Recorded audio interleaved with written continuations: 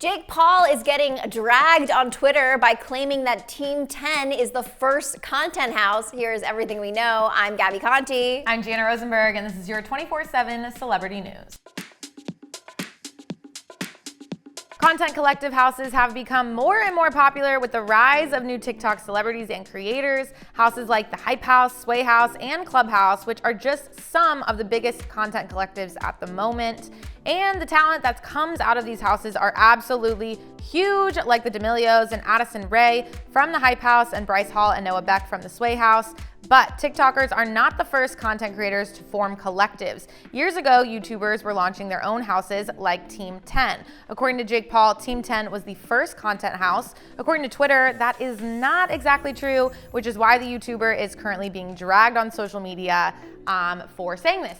However, it is like one of the first big ones. You know, like I'm not the biggest Jake Paul fan, but I've always said this, I respect what he created. And I think Team 10 was like a major phenomenon years ago. You know? But there was an even bigger content house that was out before them, which actually, funny enough, has more subscribers on their inactive YouTube channel than Team 10 currently has. Dang. Okay, maybe this was like, King Batch, Amanda Cerny? No, it was, we'll get into it in just a little bit. This all started when Jake Paul tweeted the other day, quote, "I create the first content house, then there's 500 content houses. I started boxing, now every influencer is a boxer. What's next? Y'all gone get raided by the FBI on purpose?"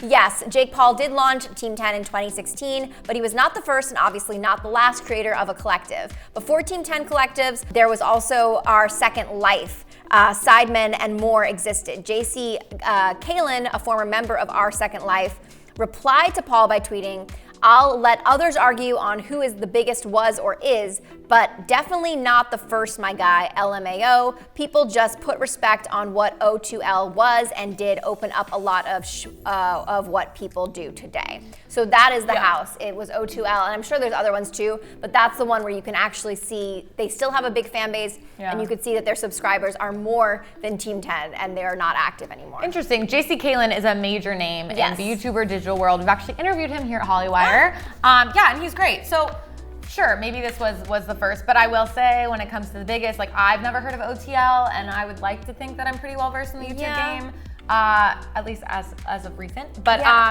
I definitely would say Team 10 kind of paved the way. Of course, but then I mean, you also can argue, maybe they're content houses in the digital space, but like a lot of bands live together. That's a thing too. Like there's a lot of art, and I think this even dates back to like centuries ago when artists would like live in certain spaces together. And Andy Warhol actually it definitely was before them. Andy Warhol had his own content houses where filmmakers and artists and whatnot would go hang out. So he is not the first person to create a content house, Jake Paul. He's also probably not the first public figure to decide to get into boxing either, but no one attacked him on that. That's true. Yeah. Then JC replied to Jake's tweet saying, "With all due respect, my guy, O2L had the first content house. We were kicking it and shooting every day in Encino before some of these cats were even in LA. Then fans started dragging Jake on Twitter as one fan tweeted a shot of O2L with the caption, 'Jake Paul really said first content house. Let me show you something real quick.'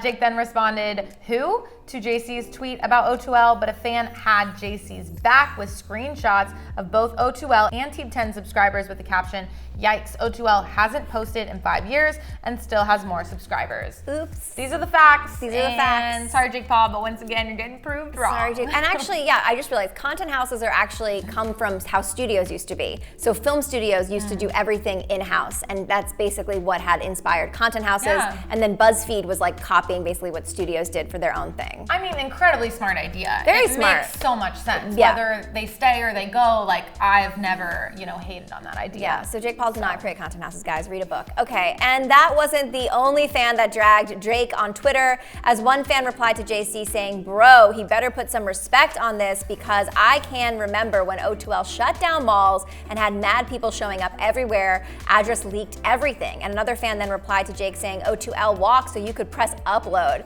And perhaps one of our favorite fan clapbacks is, "Jake Paul is that one girl in high school who got a haircut and then everyone else got that haircut after her and was trying to be her." So basically saying, like that girl didn't invent haircuts, but she got a haircut and then everyone's doing it.